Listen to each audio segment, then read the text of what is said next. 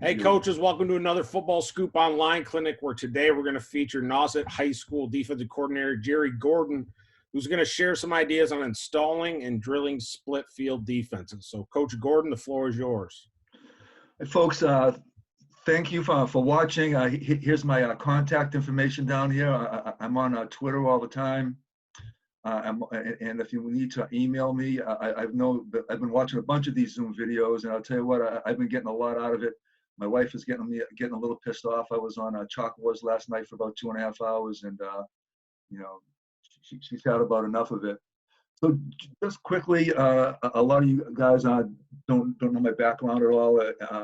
Played football up at UMass. I was a walk-on, ended up becoming a two-time captain. I was when the USFL first came out in '83. I was fortunate enough to kind of be like a head coffee guy for them, and I learned how to collate and actually cut film up using real film. I've spent some time in colleges, Northeastern. I was lucky enough to coach for 7 years at my alma mater, UMass. A lot of great people, Yale, and then I did some recruiting at Boston College for Coach Adazio when he first got there. However, I started coaching in high school in 1999. I was in Massachusetts and Virginia. Moved down to Virginia to be closer to my grandkids now, so I'm getting to be about that age. So I coached at Potomac Falls, Woodgrove, and Broad Run. I was fortunate enough to be able to get a job back here on beautiful Cape Cod, up at Nauset High School, where I am right now, and going into my third year coaching there. So let's get going. So guys, we're going to talk for about 50 minutes or so. I'm not going to get through the whole PowerPoint. This is a PowerPoint that's similar to one I presented at Nike in New England, down in Connecticut. However, I do have it online, CoachJerryGordon.com, and just /resources. And also, I also have some good drill video on there that we like, all the tackle drills that we're going to talk about and things like that. So feel free to do that again. Feel free to email me. Feel free to hit me up on Twitter. I'm really good at that. I'm really good at trying myself on answering back as quick as I can. So what are we going to do today? I'm going to be talking about defense, but everything not including the X's and O's. So kind of coordinating by coordinating all the other stuff except the X's and O's. So we're going to talk about different types of menus that we carry before the beginning of the year. We talk about position techniques, some everyday drills that we do. I won't go into deep detail. I'm figuring you guys know the drills that you want to do, and maybe this might give you some pause and think, maybe you might want to sharpen them up or add or subtract. We'll talk about our install plan, a basic practice shell. Want to show you a really good pursuit drill, the tackle drill in the strip circuit that we do, some force drills and how we identify that. And then I'm not sure we'll get to it, but I'll have my game week prep up on my website, and we present our information to our kids via Huddle Video Scout, or Video Scout Report via Huddle, I should say. We also make some use of our Google Forms. If we don't get to that and you have some questions about the Google Forms or any of what we're doing for breaking down stuff and what we do during the week, just hit me up. I'd be happy to go over that for you. This whole thing that we're going to talk about is all predicated on structure. I read in the book, I think it might have been Cody Alexander, structure is crucial, and it really is true. We're going to assign and align. We're going to shed, pursue, and tackle, and these are all the ways to get us playing simple and fast. We're a 4-2-5 based, and then we play about 25 or 30% 3-4 style defense using the same personnel. Probably a little bit more this year for all you guys that are going to be playing us. Give you a heads up on that. So the first thing that we do is that, okay, well, what fronts do we want to play? So I'm going to list out my 4-2-5 style fronts, and we just happen to call it field. And Sarah and Sally, that sets our strike, strike right, or Sam right, or strike left, Sam left, strike to the tight end. So Sarah, Sally split in field. And then we're going to have our 3-4 package, 30, 50, 70, 90. You know, and one of the things that we talk about is what do we have to do to win a championship? Up here in Massachusetts, we have to beat a really good wing T team. We have to beat a really good flex bone team that uses a tight end. If we can set up for those guys, I think that we're going to be pretty good against the rest of the people that we're playing. I had a conversation last week with some of my friends down in Virginia, and you know, not that they're changing the defense from week to week, but we're practicing for us to win a championship. And to me, you know, if we're going to beat the team, the stuff that we're doing to beat the championship teams should be good enough to beat the teams that we're going to face during the regular season. So with that in mind, we're going to plan what we want to practice, you know, each week and for preseason. Okay, we'll develop a stunts menu. What stunts do we want to use? We'll clap and clobber. So those are inside stunts. Taxi and exit, those are outside stunts. And then linebackers.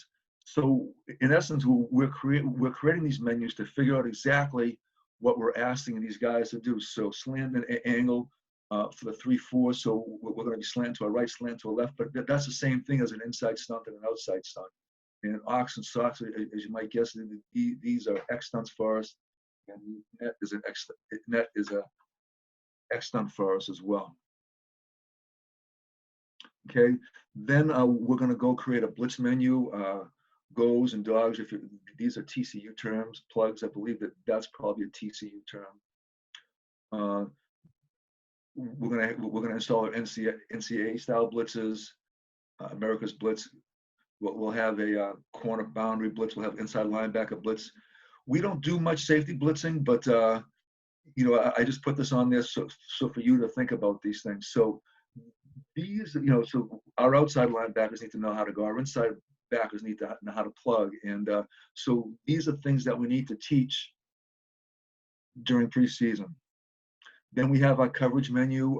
We are mostly a split field team, probably 75% split coverage. So we're gonna install our read defense, which is palms, or we're gonna install our trap, which is basically a cover 2, and then we're gonna install our bracket style defense. And then since this will be the read side of our defense, the free safety side, this will be the away side of our defense, what we call the choice side or the rover side, and these are the various calls that we're going to ask our safeties and things to do. These are our chip checks. We'll check the cover 3 and special, and who knows, just a trap coverage with a poach concept and stump, and we'll have a little bit of stubby hip hop, possibly, and some box. But the idea is that what are we going to major in? What do we know? What do we know we're going to play against the teams that we must beat? And so what we do is I'll have this posted. I'll give this to all our coaches, and we'll also have this posted on the wall in our meeting room. So, and I don't need to go over everything, but what I'd encourage you to do is, okay, what does our defensive line have to do? Well, it needs to line up inside. They need to line up outside. But we know through the structure of our defense that we're predominantly an outside shade team. Then we're going to have to slant inside. We're going to have to slant outside, long step. We need to work on double teams. We're going to need to work on twists and spills. Our linebackers are going to have to play a 50 technique. They're going to have to pass rush. They're going to have to pass drop, and then we're going to have to teach the 9 technique. And safeties. And it's just really interesting that I've had these lists for a long time. And just last week, I was looking at it, and I found that I was missing a concept. I'm always short of practice, but just having this list on the wall, it's just a really good reminder of us to have my defensive back coach make sure that he's teaching Meg and Maud, make sure that he's teaching thirds, and it's a great reminder. So then from here, what we'll do is we'll create a drill list of everyday drills that we do. So our DBs, make sure they backpedal, make sure they work their third technique, make sure they long arm, make sure they do a seam curl flat drill. So again, I don't need to tell you what you're going to be doing, but the idea is to make a list. So when it comes to game week and we're going to install something that's a little bit different, is it on any of these two lists? Are we going to have to create a special drill? Well, maybe we might want to, but you know, it's going to take some convincing for me to go ahead and do that, because these are the things that we already decided. These are the drills, you know, the stance, the steps, the open and close, that we decided that we need to win against our championship team. Here, we'll also have a list of circuit stations, what each coach might do, so we're not getting the same circuit every day. And again, I would encourage you to have a list, have each coach make their list of everyday drills, but then also, you know, get this, all this is an Excel spreadsheet, combine these lists, and you can have them, and as a coordinator, or you can see and make sure that, hey, you know, have we done a crack drill lately? Have we worked on draw? Have we worked on screen? Has a defensive line been working on their bow and pull? So it's kind of a checklist for me, going from week to week. As you know, you're game planning, and sometimes you don't think about these things. It's just nice to have a handy list. Okay, so I just put this on there for you guys. So here are the things that we're going to ask the defensive line to do. Again, shed, pursuit, tackle, extension and shed. How are we going to get off double teams? How are we going to get off blocks? What's our pass rush going to look like? Well, what are we going to look like on draw and screen? But again, nothing to do with scheme here. It's all shed, pursue, and tackle. We're going to talk about scheme stuff and how we teach that, and how we get the kids to learn by formation. Again, here's our linebackers. We need to, this is one thing I forget sometimes, is forgetting to relate to 3-2. You know, we're only getting it, you're going to see later during the game week, we're only getting 15 minutes of individual. But again, stances and steps, O-line reads, pulls, blitzes, sheds, extension. Again, it's just over and over again. You know, here's for some reason this year I've been getting 3, 4, 5 people asking me questions about what our outside linebackers do, and so we have a list of, I don't know, there's 9 or 10 different types of drills that we do here. We're going to make sure we do these drills, and then if there's something special, like a team is running a crap load of a jet sweep on us, we might introduce a different drill for them. DBs, again, field drills, read drills, press drills, phase drills, one-on-one, long arm, and all these things are basically coming off the list. And I'd encourage you to make your list as well of the top 10 things that you're going to do with your defensive backs. All right, so this is our, we wrote, there was a thing on Twitter the other day, hey, they're only going to give you 15 days to install before your first game. You know, that might be a reality this year. Well, in Massachusetts, we've been doing that for forever. You know, even when I was in high school, we did that. That was a long time ago. So day one, we're going to install a front, field, ears and eyes. These are just shades. We're going to work on our inside stunts, and then we're going to have a coverage read, choice, and solo is the coverage that we're going to be working on. And the great thing about this, that there's going to be a lot of carryover between day one and all the other days. And we're going to emphasize 2-run fits. Now, in years past, down in Virginia, we had spring ball where we would use the same 4-day install. But during spring ball, we know we're going to be hitting 7-on-7 seasons. So I might start off with working out one back stuff and trip stuff a little bit earlier. Okay. Day two, we're going to split. This is our run to front, Sarah and Sally. We're going to practice with a tight end. We have pro doubles and pro tight. Now we're going to work on our stunts. We're going to, instead of working our inside stunts, we're going to work on our outside stunts. We're going to teach the linebackers plugs and goes for the safeties. And then we're going to check the specials. Sky specials, as Vass would say, Coach Vass would say, special stub, stubby, mini, lock. That's all that is. It's not going to be a X and O show. Day three, this is a 30, 50, 70, 30. Strike goes, 50, buck goes, and 70. They both go that's kind of what that's designating. We're going to go back to our two back run fits. Okay, now we're going to be working on slanting and angling, which is slant left and slant right. But it's really just review, just a different term than what we were doing before. But that's going to be an inside slant for an outside slant. We're not a mint team or anyways, we run 4-0-4. We like to head up and slant and angle. And then fog and rat, that's a 3 letters. So fog and rat is our 3 deep stuff. Kind of tied into ripplers, but not quite ripplers for all you saving aficionados, I guess. So we're going to work on, again, 2x2, 2x1. And now we're going to make sure that we're going to work on our trips. And so we've done the before. So again, we're going to work on our trips. We're going to start working on trips really just beginning on day 1. You can see we're going to work on tight trips and what's going to be our adjustments to those. And then finally, day 4, this is 90. We're both outside linebackers drop. Now we're going to work our inside blitz game. We're going to work our outside crash game. We're going to work our different types of ratting our linebackers when we're on our rushing, only rushing 3.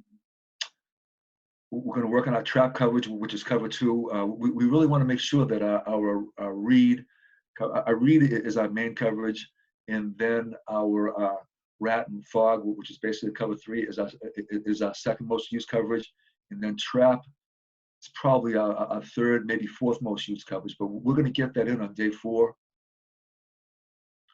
Okay, so then we're going to go for day 5.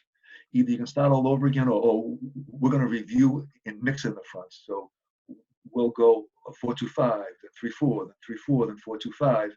And right now, lots of times where we've had a scrimmage.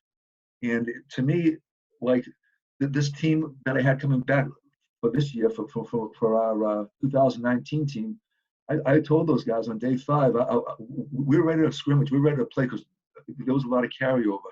Now this year, we're going to have pretty much a whole brand new secondary. So I'm not sure I would feel comfortable scrimmaging or playing on day 5. But I sure as hell is going to be. I'll be ready for a game on day 10 of our installation plan. So, but this is a good time to mix in. We'll work red zones. We'll work 3rd and 2. We'll work plus 40 stuff. We'll work 4 down territory stuff. And it's a great day to work situations and review everything all at the same time. So now we're coming back to day 6 and 7, which is really days 1 and 2. So now we're going to install our dogs.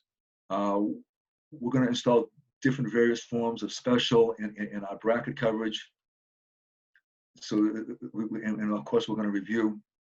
But here's what we'll be working on: motions, trades. We'll work some options, and then we'll work some zone read fits. We're going to go over what we do with the zone reads, how we fit that up a little bit later on the outside. And then we'll work on our bunches and stacks. Like everybody else, we pretty much just box that. 8 and 9, again, we're going to have a 3-4 emphasis. We'll work our NCAA variations. So we'll the NCAA blitz, and then we'll switch it, then we'll swap it. We'll work our corner blitz, and we'll work. We'll see a couple of teams that play on balanced lines, so we'll work on that. So that's what I'm talking about. We all have that special team. We all have that team that's a crosstown rival or the team that you got to beat, and we're going to take these days and work that. And I'll tell you what, the kids love it. They, when we tell, hey, this is some of the stuff that we're going to be playing against. The big guys down the street that the team that we never mention their name, and it makes for a better day. Sometimes Coach Pollock, who I work for at Northeastern, he used to say day 9 and day 10 were the most dangerous practices. I don't know why he said that, but he always said that there were a lot of injuries that day. Maybe it's because being tired. I don't know, but he used to say that all the time. So he told me that in 1990, I guess. So I guess that's kind of stuck with me for all these years. I guess that's 30 years ago now, right? Yeah, 30 years ago. Shit. Okay, this is a basic shell during double sessions. Our head guy is going to give us 100 minutes for offense, 100 minutes in defense. I'm pretty adamant about that. Every now and then I hear of a coach that says that they don't give the defense the same amount of prep time as the offense, and that wouldn't sit well with me. So even before we took the job, I made sure that was clear. So the first 15 minutes, we'll do a circuit and some pursuit drills. As we get into the regular season, this will be cut down, and we'll go over that. We'll take 25 minutes of individual teaching drills specific to the install. So this is where we're going to do our everyday stuff. We might do a little bit of pod work. Again, all that pod work is written down on an Excel spreadsheet before we even the season started. So we'll know which pods to work for. Now, this 15 minutes of assign the line. So what I'll do is I'll script formations, and we're going to come out and during camp, this is where we do a lot of our teaching. We're not going to have a half-hour meeting inside before practice. We might in the beginning, but there's not a day that we go to practice that we don't do assign the line. So if I had one thing to do, we would do assign the line. So I like talking about this a little bit. So when we talk about assign the line, we're going to teach formations. We're going to teach strengths of our 4-2-5. We're going to teach weaknesses of our 4-2-5. We all know that when the ball's on the hash and it's a 4-2-5, well, we have one less guy in the boundary. If a team lines up evenly, we're short generally half a man or sometimes a whole man. So that the kids got to know that, and then we'll teach them what we're going to do to compensate for that. We'll also see. We're playing our big wing team that I'm talking about. Well, we're going to teach them, buck trap, counter, boot, buck trap, counter, boot, and we'll have some sort of anagram for that each week. Then we'll have 30 minutes of group time, 15 minutes of group run. But during this group run time, we might work zone fit reads. We might work option reads, and then we'll have 15 minutes of group pass. We very rarely split up our linebackers. Our team was very small. We only have 40, 45 kids. When we were down in Virginia, when I was at Woodgrove High School, I was the head coach there. We had 120, so it's a little bit different. We could send down our linebackers. One of the other things that we do in our group is we never, after the first couple of days, practice with just a whole group of twos. And the reason why we don't do that is, number one, that's never ever going to happen in a game unless we're way up or way down. So we like to we'll go to practice with a sub plan, and we'll say, okay, we have our 1.5s and we have our 2s, but we want them playing, getting the real calls from the real linebackers. And as well as I do, especially in camp, that those 2s and sub 2s, it's just enough to get them lined up. And sometimes we'll have a guy, like we're going to have a sophomore defensive lineman next year that's going to play some varsity for us. And we want him handling, we want him hearing all the calls. We want him playing next to people that are going to spill and do the right things and scrape, so he knows he's fitting correctly. So he develops more confidence. And then we'll have 15 minutes of team type. We'll have the settings. One thing that we do, and Coach Gildy he kind of helps us with the ball spot. Never on a hash, never on a 5-yard line. So the ball's never going to be completely on a hash, and the ball's never going to be completely on a 5-yard marker. So we want those guys getting comfortable lined up. And one of the biggest problems that we have is guys getting lined up too close to the line of scrimmage. And so we really stress, making sure that those guys, especially young guys, are 5 yards deep. All right, I want to spend a little time on this pursuit drill. This drill is a big deal for us, and it's the simplest yet most effective pursuit drill that I've ever used. Been doing it now, oh my gosh, for about 8 to 10 years. We don't have any cones on the sidelines. I don't feel like the cones are realistic. We don't have, you all know you have that freshman, sophomore running down the sidelines, and the seniors are yanking his helmet and not doing the right thing. And so all we do is we're going to line up. First of all, our whole team is going to line up on on a particular line. This is a 25-yard line. So this is where, excuse me, we're teaching discipline. We're teaching discipline. We're teaching attention to detail. We're teaching paying attention. We're teaching them how to breathe, in through the nose, out through the mouth, standing erect, and a lot of teaching gets done here. Everyone's aligned with their toes on the line, not their heels, not their arches. Their toes are directly on the line of scrimmage, and I'll come down and inspect them.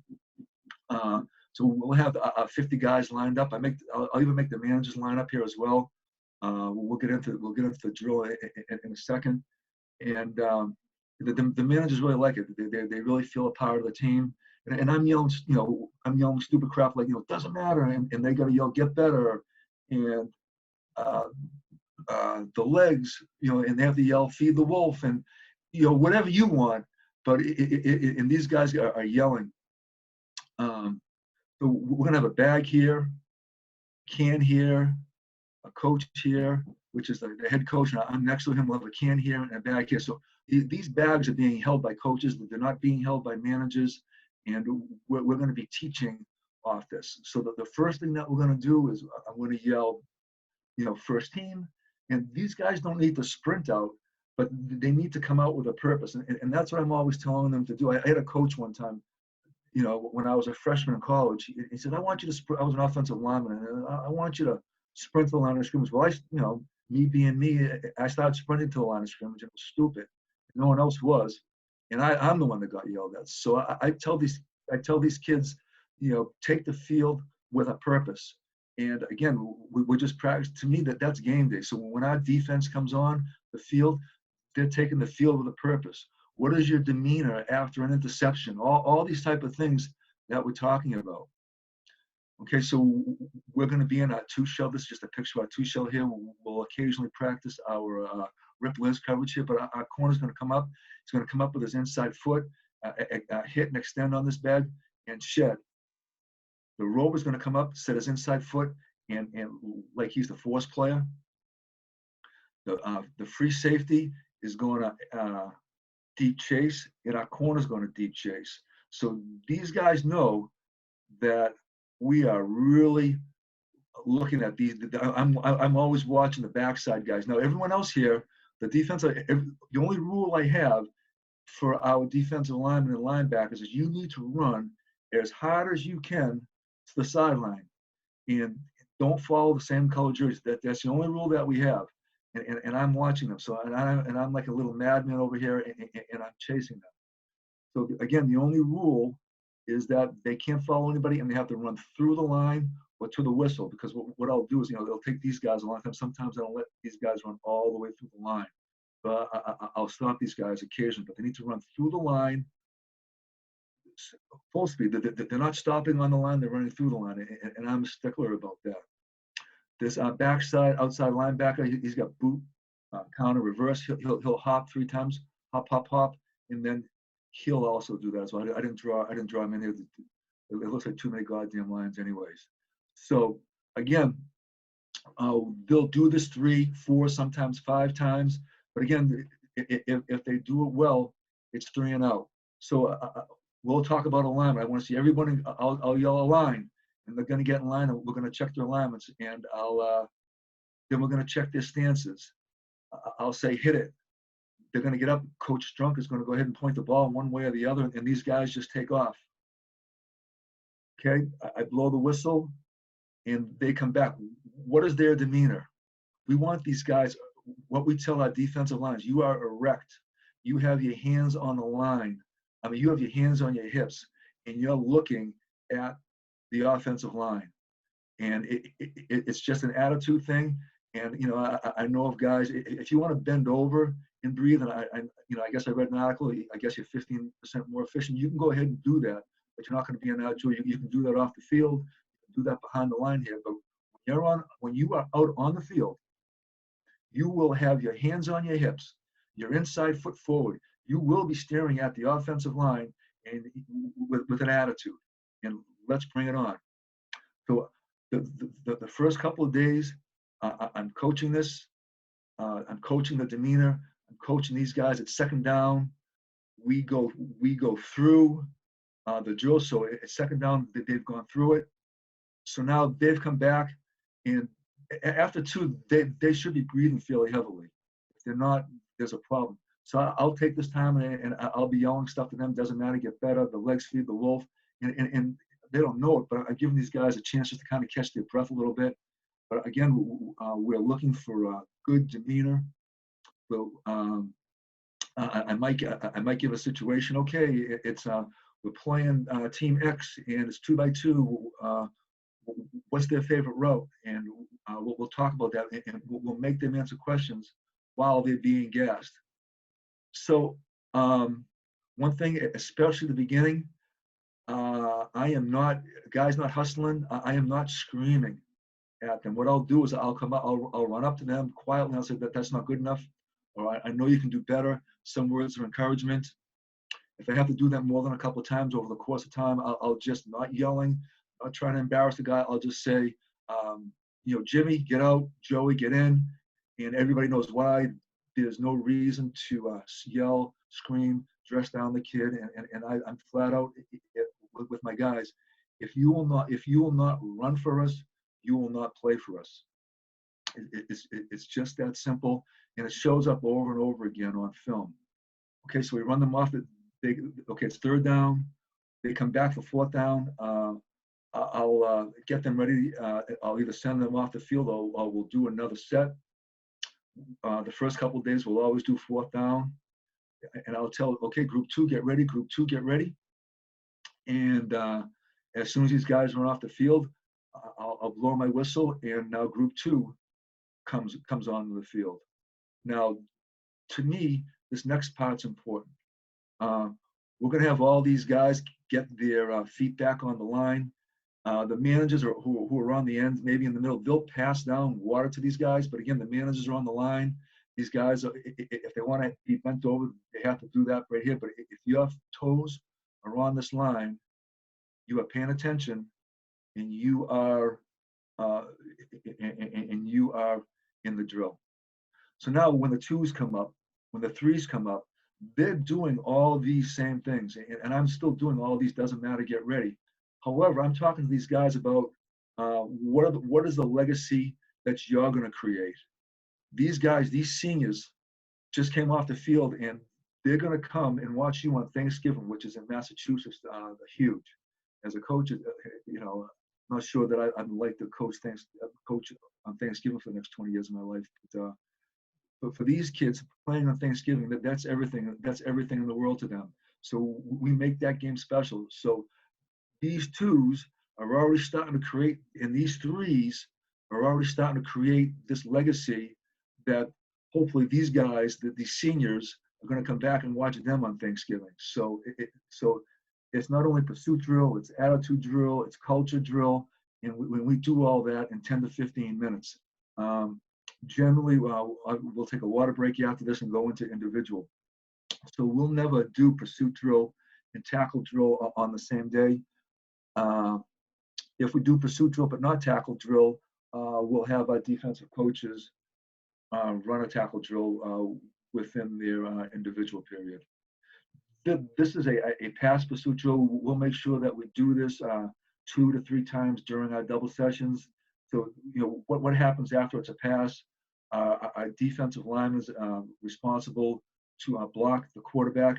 Now, the rules have changed now. So it used to be, when we first started doing this back in the 90s, this generally what was a knockout shot. You can't do that anymore. We're going to tell whoever intercepts this ball, we're going to yell a bingo, bingo call or whatever it is on your for your team. We kind of let the seniors each year kind of say what they want to say. But these guys are told to block down between the numbers and the hash. And we tell them, if you go anyplace else, number one, you're not going to have any blocking, but number two, you better score. So again, we're going to have a guy knock down the can. We're going to have a guy kick out the bag. And just like I'm sure that you do, we're going to have a guy pretend that he's kicking out the intended receiver. And one of the things that we talk about is if you're throwing an interception, if you can see their butt, don't block. So, but don't block. And it's almost worth it, and don't block anyone behind you, because it's not worth it. I'm more often than not, the guy doesn't gets caught from the side and not from behind. He gets caught from behind. Hey, at least we have the ball. We haven't created a penalty, and so everybody's got a job to do. So we'll do this. I don't have any arm. I'll have one of my younger DB coaches. He'll throw to he'll throw to the free safety, or he'll throw to the corner, one way or the other, and then we'll get back in again. We're teaching the new rules, obviously no cutting, and we'll only do one rep of this, and then I'll bring the twos out, then the threes out, and we might go through this a couple of times. With the regular run pursuit drill, going back to the previous page, the ones will always go twice. You know what's pretty cool? So sometimes I'll have a two corner or a two DB. It never seems to be a two defensive lineman, but a two corner or a two DB will come and say, "Coach, I want to run. I want to run." All right, good. So sometimes we'll run this drill. We've run this drill with 11, with 12 guys, 13 guys, and so that's kind of fun. Anything more than 15 or 16 guys, it gets a little hairy in there. So our tackle circuit, just like I'm sure you do, we'll have 5 stations. Each station is kind of like, we'll have a 6-point station, and then we'll mix up the drills here. We'll have a teaching a tackling peck-to-peck station, and we'll mix the drills up here. We'll use a pad here. We'll also use a pad on the chest, but we'll also use one of those high jump pads. I'm the hawk tackle dude, so we do that with bags and a wheel. We have a tracking coach. They'll also use a wheel there as well. I saw Coach Dig had some nice tackle drills that I just saw. I have some Twitter cut-ups of those. But if you ever want to see some good tracking drills or any good tackle drills, for instance, for anywhere, at Coach Dig, hey Coach Dig, just give me a shout out. And then compression and strip drills later in the year. So during the double sessions, we'll take all of 15 minutes here. During the regular year, we'll trim this down a little bit to 10 minutes. The way we group our guys is we'll group young O-line and D-line together. We're a one platoon team. We'll do the older and D-line together, linebackers, older wide receiver, DB, and the younger wide receiver. But what we'll do is, if we have like a captain, offensive line or defensive lineman, we'll have them go with the young guy to have them demonstrate. Same thing with our older wide receivers. Last year we had two of our captains were DBs. One guy was a quarterback DB. So for the first few times, we had them going with the younger DBs. And of course, when the young guys are there, we'll take our time a little bit more. To me, technique is more important than tenacity. Technique over tenacity with these young guys. With the older guys, we'll push those guys a little bit more. On my website, I have all these along with a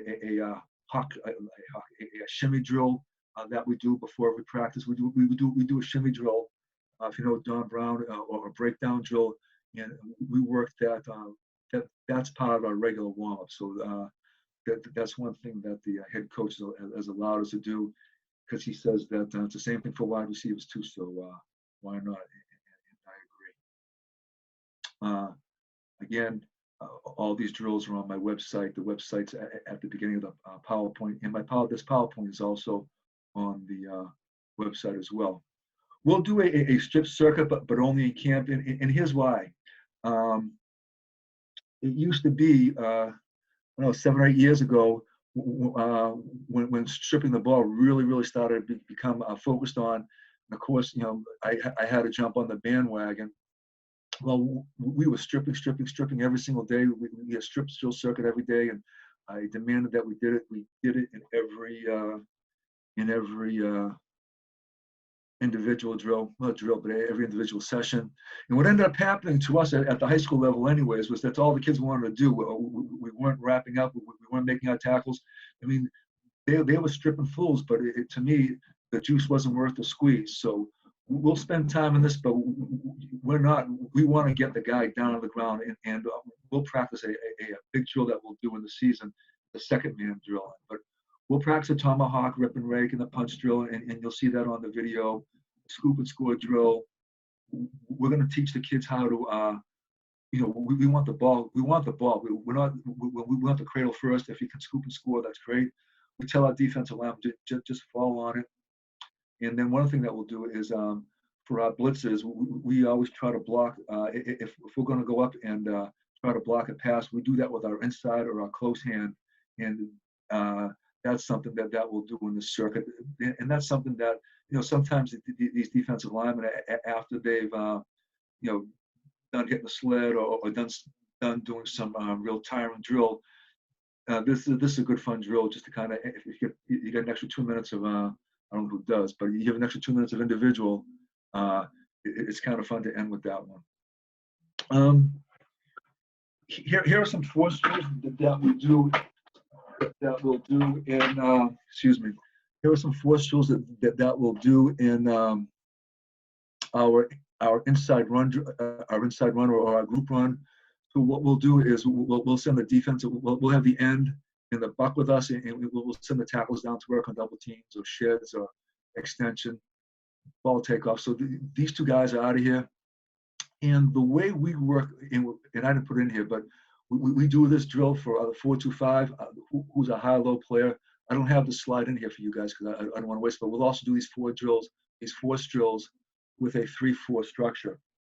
Got about 10 more minutes left, guys, before we go to Coach Samuels. So I'm going kind of quickly here.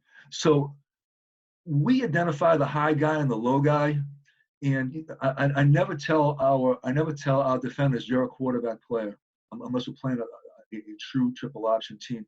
We use the term high player and low player. So here's something that we'll mostly see this week in the middle of the field. We'll see it to our low side, but we'll run it both strong and weak. We're a high player, so if we're running speed option here, he's the high guy right here. The quarterback's the low guy.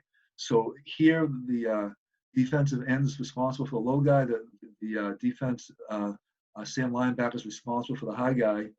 We don't know if he's inside releasing or not inside releasing.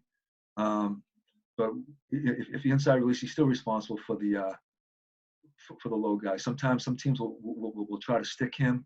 And again, this MAC linebacker is playing quarterback to pitch. Just a simple zone read here. Now the dive man's the low guy, not the quarterback anymore.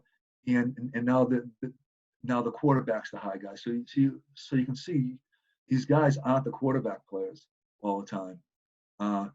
This is just a veer. Now the running back's low here on the quarterback, and then we'll practice power read weak or power weak strong for that matter. But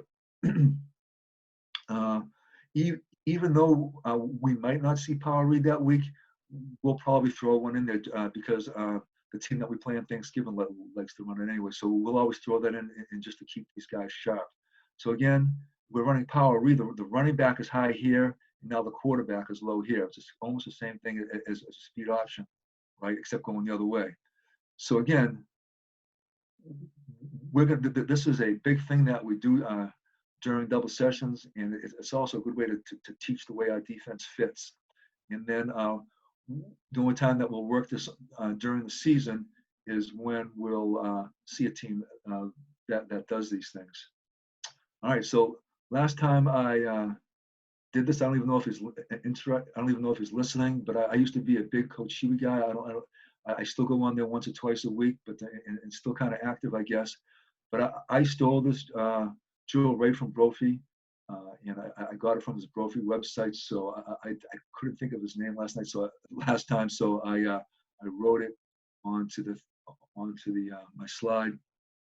So what we'll do is we'll have a group working going north, and then we'll have another group working south, and then we're going to work the read side. So what I'm going to do is, first of all, I card everything every day. So I'll have, but for these, I'll have these cards made before the season. So we'll work bubble and fade, slant and arrow. You can read these just as good as I can. We'll spend an inordinate amount, we'll spend a lot of time on sail, verts and wheels, just stuff that we know that's hard for us. Over here, we're going to work the away side, so we can work our blue call, we can work our, we can work our sky call, we can work our rat, well, we wouldn't work our rat call with 2x2 because rats versus 3D. Lots of times, what I've done before in the past is I'll have a group of young guys on one side, and I'll have a group of older guys on the other side. So this way, what I'll do is I'll have our DV coach over here with the young guys, and then I'll be over here with the older guys, and then we'll just bring them over, and then that way our DB coach can go slower, and they'll get less reps, but they'll to me, we're not going to film it. We do film our group run and our inside run. We won't film this, but when we're going group run, we'll do about, I don't know, 12 plays for 10 minutes or so. I don't believe in going real fast because our kids, we're not going to sit down and watch the film with the kids. So I'd rather explain on the field.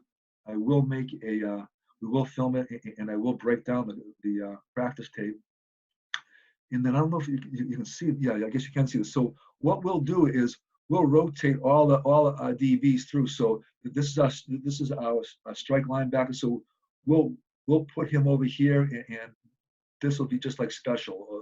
This will be 3/2. So we want this strike Sam nickel linebacker to go ahead and work what we call special, stubby, mini, whatever you guys call that terminology in your system.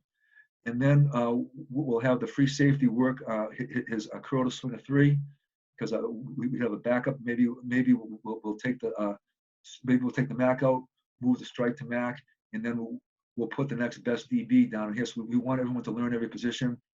We like the corners to learn this position because since we're playing to read, what is an out route? We're going to call that. Most college teams read that out route, but we're going to call that. And if you're more interested in how we do that, DM me or give me a quick email, and I can tell you our system on how we do that. Okay, do I know if I have the next slide? Okay, so then when it's a 3x1 day, we'll work the away side of 3x1. So if we're playing solo over here, it's man-to-man, and the will's on the running back. If we're playing poach if we're working on poach, we'll have the backside back here. But this is also a good time to have your weak side safety. This is a good time if you're a cone, Connie, dog type of team, Bronco, if you know those terms. They're just different combinations that we use with these guys. Backside, well, we wouldn't use Bronco, but certainly Connie or cone or dog back here. And again, so then we line up trips, and this is also a good time to work our screens, jailbreaks, bubbles and goes. For some reason, teams love to run 2-3 switch against us. They'll run a hitch with 1, run a corner with 3, and run a post with 2. That seems to be a favorite route that we get to see. So I'll know I've been running this defense for these coverages for 10, 12 years now. So I kind of know what's going to hurt us. So I'll have all those cards made up. I'll give the kids some easy cards. I'll give them some hard cards. And, I get asked, well, why not all hard cards? Well, we want, especially young guys, we want them to experience success. I had a principal telling me years and years ago, Jerry, small successes lead to big successes. So even I'm a classroom teacher, I teach computer science. So even in my classrooms, we'll always start off slow. I'll make sure those kids get some success, and then we'll work on harder and harder problems as we move along. So again, small successes lead to big successes. So during our in season, I'll create a study guide for these guys. It's just basically a huddle install. And so what I'll do is I'll send that huddle install. Well, I'll share it with all our kids. And then what I'll do is I'll make well, this is our coverage quiz. So this is Nauset High School coverage quiz. We do this in Google Forms. It's also self-correcting. If you want to make them all multiple choice, you can get that set up. But if you have any questions about how to make a Google form, there are some really good tutorials online. If you're like my wife, just call and ask me, and I'll get pissed off, and I'll explain you how to do it. I'm only kidding, but Coach, give me a minute here. So then I can see that. So what happens is that you get a spreadsheet back with all the answers. I can just go right through and just read down, which ones are right, and it's really easy to see which one is wrong. So this is Riley. So he was. I did this last year. This was our old rule. So I can tell you right now, Riley didn't read his rules. Right? He didn't read the new rules, or he was just careless in what he was doing. So I won't call him out in front of the field. So this is not great, but it's a good thing for me. During stretch, I'll just, hey Riley, hey, we're only going to play. We're not going to play this versus two backs in the backfield. That's going to be a sky call for us, not a read call. Coach, this is a good stopping spot, or I can keep on going. I'll keep going. Take a couple more minutes. Beautiful. I love it. So, what does our game week look like? We bring our kids in on Saturday morning. We go from about 8 to 11 or so. I mean, well, the coaches come in at 8. I'll have generally watched the previous night's game. I know I'm not going to get any sleep anyway, so I'll have that under my belt. So I'm here at 7:30. We had a couple of shutouts last year, so I was able to buy donuts, which was pretty good. So the coaches and I, I'll have notes drawn up. Coaches, we do not grade. We have 40 guys. So, okay, our starter earned a 74. Am I going to bench him? No. The next guy below him is not going to earn near what he did. So what I do is each coach goes through and take notes on what we need to improve on, notes on what was good. I don't know if we're going to get that far, but one of the things that we do with the kids when they get here at 9 o'clock is we'll oftentimes give them a Google form and make them tell us, on play number 7 and play number 5, what they did wrong. But we're going to let them pick the plays, and then they get to, play 24 and play 27. I did well, so we'll let them pick 2 plays they did well and 2 plays that they need to improve upon. So number 1, it gets those kids to number 1 watch the game, and number 2, it gives them some buy-in. We'll begin our breakdown. We'll work on corrections and things like that. I got to admit to you guys, I watch everything, so I'm going to make sure that, but I won't say anything to the coaches. I'll let them tell me the corrections, and generally we're in agreement, and there might be something that, and sometimes those guys are overly critical of themselves as well, so, which is a good thing. At 9 o'clock, our kids get here, we stop everything what we're doing.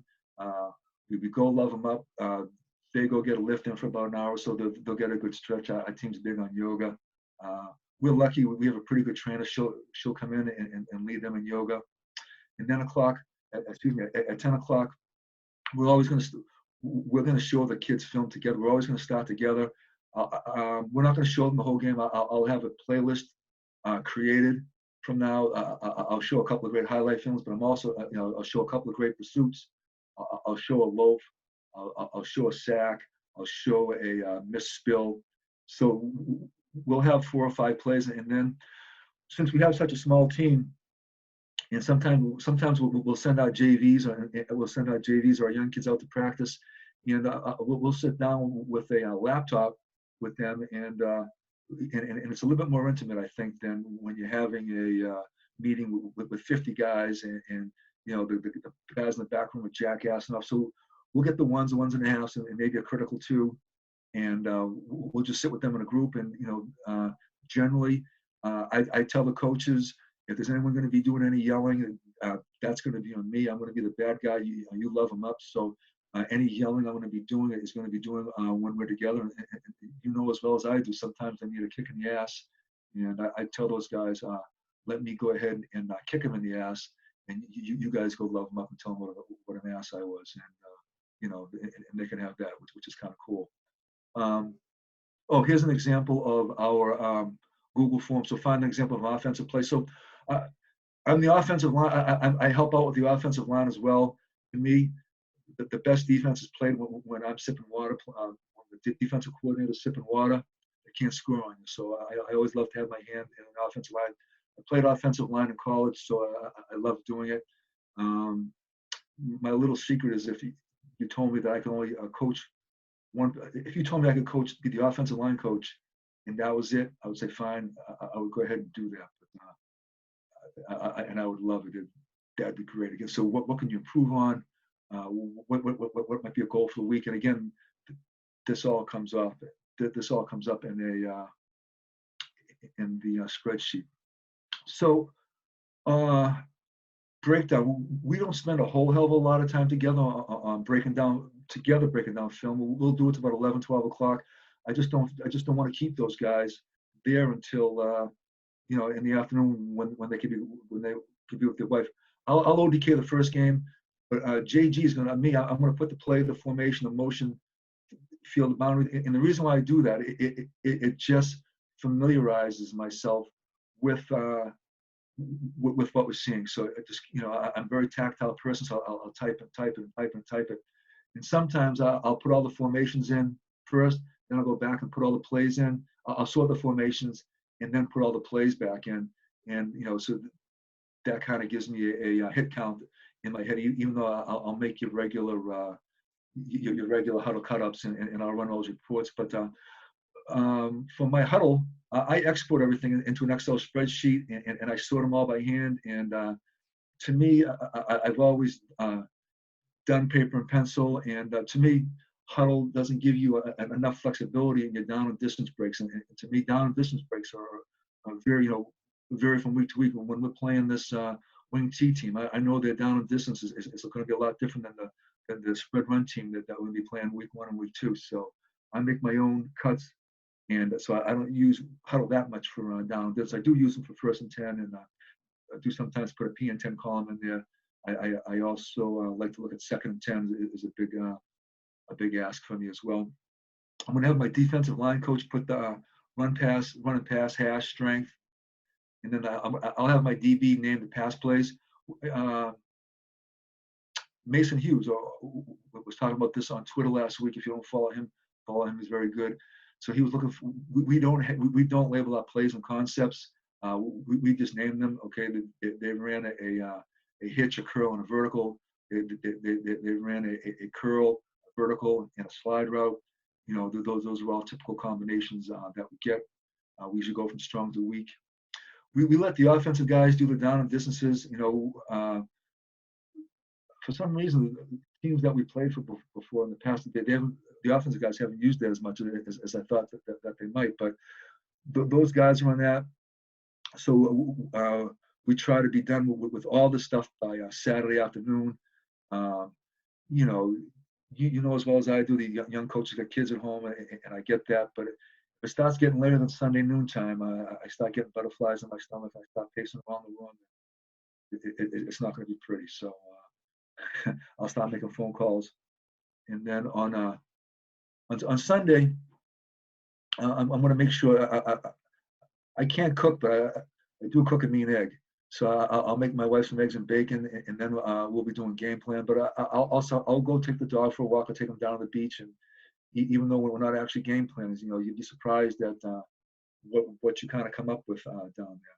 So sometimes to me, you can't see the forest or the trees. So sometimes it's just good to kind of get away from it all a little bit. As I'm game planning, I'm thinking formations first. That's always first in my thought. Then who are the best players? We'll have that in huddle. Who are they giving the ball to? Who are they trying to get the ball to?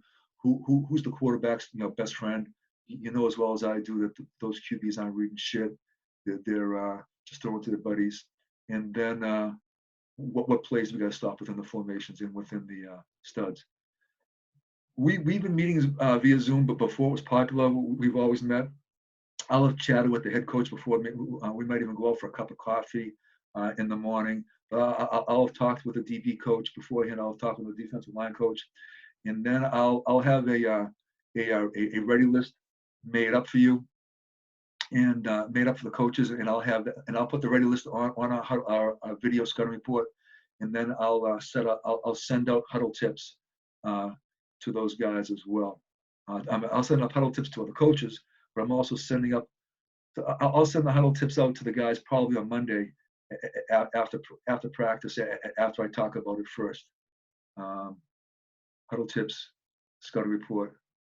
Coach, we good? I was going to talk about a game week. Yeah, I think we're good. I think we got Good a here. Or? yep. Good. I'll idea. go forever. I got a couple questions. Sure. So you mentioned you guys have been using Zoom for the past few years. You treat it like a typical staff meeting, like you were, in person, because I think that's something that's going to become more popular, moving forward. It's typical, but in the fact that many times guys will crack a Bud Light while we're doing it, while we're at home, right? But we haven't. When I was at Broad Run, we had the same basic core staff together for the first couple of years, and then in year 3 and year 4, we started doing that. Here at Nauset, we've had the same staff, so we didn't do it year 1, but we did some of it year 2, and it's been great for us. And it's fun. It's relaxed. We're sharing on it. You could always do this on Zoom. I mean, to me, I still have my Zoom account. It's $17 a month, $16 a month now. So the school pays for us. So for $50, we take it out of the little slush fund that we got, and it's fun. To me, what's good about it is that you see the kids in the background, you see the dog in the background, and I don't have kids at home, so I mean, it makes me feel so much better that I'm not dragging these guys out of their house when there's really no need to do that. Yeah. And there really never was. So long as we're talking about it, and we're not going to have these big gigantic meetings. Now the other thing is that just yesterday we had a 2-hour Zoom meeting. We spent 2 hours going over read coverage yesterday. So we are going to get those meetings done, and the expectation is clear. And is the expectation during the season to kind of work on your own for part of the day, and then you're just getting together for an hour or whatever to kind of meld ideas together at the end of the evening? Well, what we'll do in the situations I've been is I'll kind of put together, I'll piece together the building blocks, if you will. So I'll have a base plan ready, and then if guys want to, hey coach, what do you think about this? What about this coverage? What are they going to do here? But it's not like I'm checking up on them. But then every Sunday morning, I'm calling up my D-line coach. Hey, do you think that Joey would go to slant inside if he had the back two side, for instance? Do I need to have a call for that, or can he just do that? Something like that. So I'll ask him a question. Or do you think Jimmy can match up against 63? Or, who should we sub out? What's the rotation look like this week? Cyrus is suspended this week for some reason. So, the first thing that we're going to do every week is what's our depth? To me, it's people over plays all the time. So the first thing that we do when we're meeting together as a whole staff is we're going to talk about our depth. And who are the 3 linebackers that we're going to play this week? Who are the 6 defensive linemen? Okay, well, 3 of them are offensive starters. How are we going to get those 2-way starters? How are we going to get them rest? I mean, that to me is just as much of a coaching decision as what are you going to run on 3rd and 2? It's probably even more important than that. I know right now what I'm going to run on 3rd and 2. We're doing chalk wars last night. I fell into my same old habit. I got to break that. I already know what I'm going to run. Yeah, that's interesting. The other thing you mentioned that I don't think I'd ever really heard anyone say out loud before is never mass subbing your 2s in practice. Where'd you pick that up? And then never putting the ball directly on a hash or a yard line was another thing I'd never really heard. Where'd you pick that up in your kind of coaching journey? Well, Never put the on a hash or on a number on a side on a thing. I don't know. I just always done that. I must have heard that someplace before, and that's leaked out of my ears. I don't know. Um, as far as subbing in the twos with the ones, honestly, Doug, I was just so damn sick of us not getting anything done, because invariably when the twos are on defense, who's the scout offense? The scout offense is, your ones and your one subs, and they're kicking the crap out of our guys. The guys aren't getting their reads. The guys get blown off the ball, and the linebackers can't get their reads. The defensive line's getting their ass kicked, and the DBs every ball's going over their head. So I just said that, I said screw it. But from now on, we go in through with a sub plan. Now, when we have one or two subs on the line, it's not so bad. And if they're having trouble getting lined up, well, the guy that's a starter that's sitting right next to them, they'll help them get lined up. Well, the linebacker that's a starter knows that if you're a will linebacker in an underfront defense, the guy in front of you is in a three technique. Well, get his ass in a three technique. So that's what that's kind of the genesis of it. I started doing that about 3 or 4 years ago when I was just sick of us wasting time. And the same thing, as well as I do, is you're only as good sometimes as your scout offense. So it gives us a better scout offense at times. We'll have those guys play. There's only one good guy on the offense. Those guys aren't getting their asses kicked. And what we'll do sometimes is we'll take the guy that's subbed out, we're subbing out a defensive lineman, we'll put him right over him on the offensive line and say, okay, you guys fight out here. We're going to run ISO at you or something. So, that's another benefit. If we're subbing out a DB, we'll have that starter DB go play some wide receiver. And those guys. Those guys are always looking to catch some balls. Right. I think the other thing it does that I had never really thought about, but I'm always looking for ways to develop a player-led program instead of a coach-led program. And I think that's really where the a huge advantage is there, is that you got players taking accountability that for their unit, and it's not I want to go over there on the scout offense and beat the crap out of all the number twos like it so often becomes. So a way to become a player-led program. I really like that. Yeah, I never thought of it in those terms, but you're absolutely right. The other thing that we do is that, at least during double sessions, I am the scout team defensive coordinator.